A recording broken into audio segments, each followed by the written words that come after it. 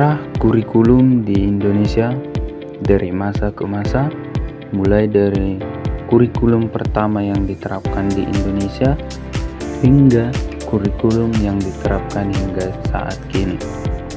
Kurikulum di Indonesia berkembang mengikuti dinamika sosial, politik, dan juga teknologi yang berkembang saat di Indonesia. Pada setiap era, kurikulum menghadirkan perubahan signifikan dalam model pendidikan. Adapun kurikulum pertama di Indonesia ataupun kurikulum yang diterapkan pertama kali di Indonesia yaitu kurikulum 1947 atau sering disebut dengan kurikulum rencana pelajaran. Latar belakang dari kurikulum ini ialah kurikulum ini dirancang pasca kemerdekaan untuk membentuk karakter bangsa.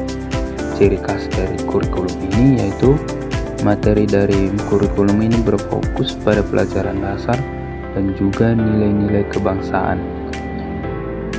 Dan selanjutnya adalah tantangan dari kurikulum ini yaitu sarana pendidikan masih terbatas karena masih dipengaruhi oleh pemerintahan kolonial Belanda pada saat itu.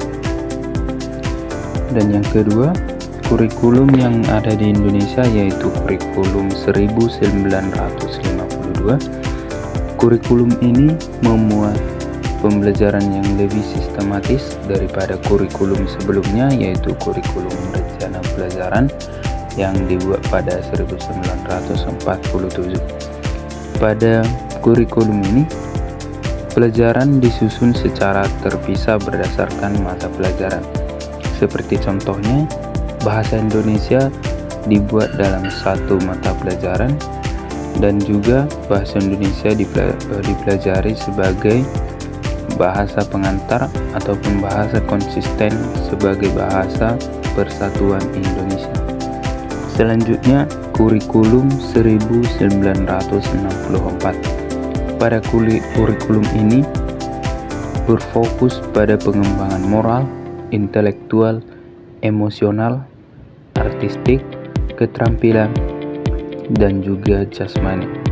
Pada kurikulum ini menekankan pada pembentukan manusia seutuhnya, yang dimana manusia dibentuk secara moral, meningkatkan keterampilan, dan juga meningkatkan jasmani seseorang. Selanjutnya, kurikulum 1968. Kurikulum ini lebih terstruktur daripada kurikulum 1964. Di dalam kurikulum ini, pembelajaran mulai terorganisir dengan silabus yang sistematis. Pengaruh dari kurikulum ini ialah menyesuaikan pendidikan dengan pembangunan nasional pada Indonesia politik Orde Baru. Fokus dari kurikulum ini adalah pengawasan ketat yang dilakukan oleh pusat terhadap isi kurikulum. Selanjutnya, kurikulum 1975 yaitu dengan pengaruh pendekatan sistem dalam pendidikan, yaitu pendidikan sistem pada kurikulum ini yaitu dirancang sebagai sistem terbaru antara tujuan, isi, dan juga proses dari kurikulum. Implementasi dari kurikulum ini ialah pendidikan diarahkan pada pencapaian tujuan nasional secara sistematis. Selanjutnya, kurikulum 1984 atau sering disebut dengan kurikulum CBSA atau cara belajar siswa aktif. Aktivitas siswa di dalam kurikulum ini ialah siswa ditekan atau menekankan para siswa aktif dalam pembelajaran, dan selanjutnya ialah teknik dalam kurikulum ini yaitu menggunakan teknik diskusi, eksperimen, dan juga studi kasus. Evaluasi dari kurikulum ini yaitu penilaian mendukung keterampilan dan juga pemahaman.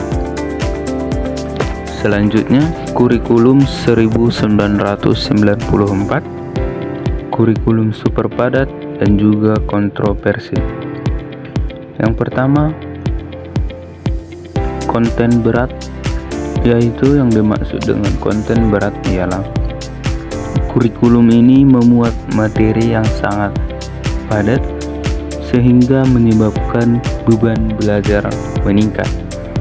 Yang kedua, reaksi terhadap kurikulum ini kepada masyarakat atau guru ataupun juga orang tua.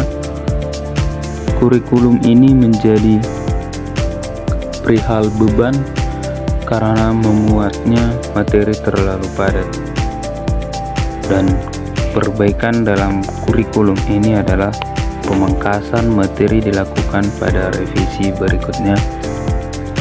Dan selanjutnya, kurikulum 2004 atau sering disebut KBK, yaitu kurikulum berbasis kompetensi. Di dalam kurikulum ini digunakan pendekatan kompetensi, yaitu berfokus pada kemampuan praktis dan juga sikap siswa dan siswi. Kurikulum ini juga fleksibilitas, yaitu satuan pendidikan diberikan ruang untuk adaptasi materi, yaitu setiap sekolah ataupun kepala sekolah bisa membuat materi ataupun kurikulum peraturan-peraturan pembelajaran dilakukan tanpa mengikuti prosedur dari pusat. Adapun tujuan dari kurikulum ini yaitu mempersiapkan lulusan yang siap kerja dan juga berdaya saing tinggi. Selanjutnya, kurikulum 2006 atau sering disebut dengan KTSP, yaitu kurikulum tingkat satuan pendidikan. Di dalam kurikulum ini terdapat otonomi sekolah, yaitu sekolah juga bebas menentukan materi sesuai kebutuhan lokal. Peran guru terhadap kurikulum ini yaitu guru sebagai perancang kurikulum dan juga membuat materi-materi ajar yang diperlukan sebagai bahan belajar kepada siswa dan siswi. Implementasi dari kurikulum ini yaitu mendorong kreativitas dan inovasi pembelajaran kepada setiap siswa dan juga siswi. Selanjutnya, kurikulum 2013 ataupun sering disebut dengan K13. Di dalam kurikulum ini sudah digunakannya pendekatan saintifik dan juga penilaian otentik.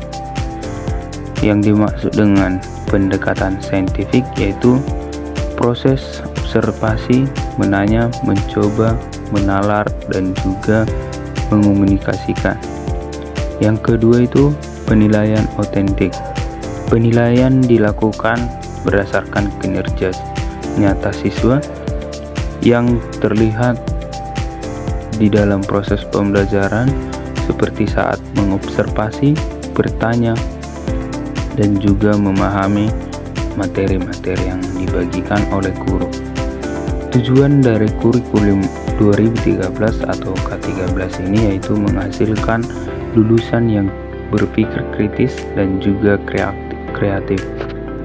Dan kurikulum yang terakhir ataupun kurikulum yang diterapkan hingga saat ini adalah kurikulum Merdeka yang dibuat pada tahun 2020.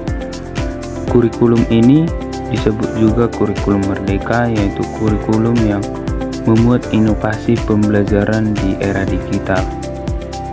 Kurikulum ini sangatlah fleksibel, yaitu memungkinkan siswa memilih materi sesuai minat dan juga bakatnya.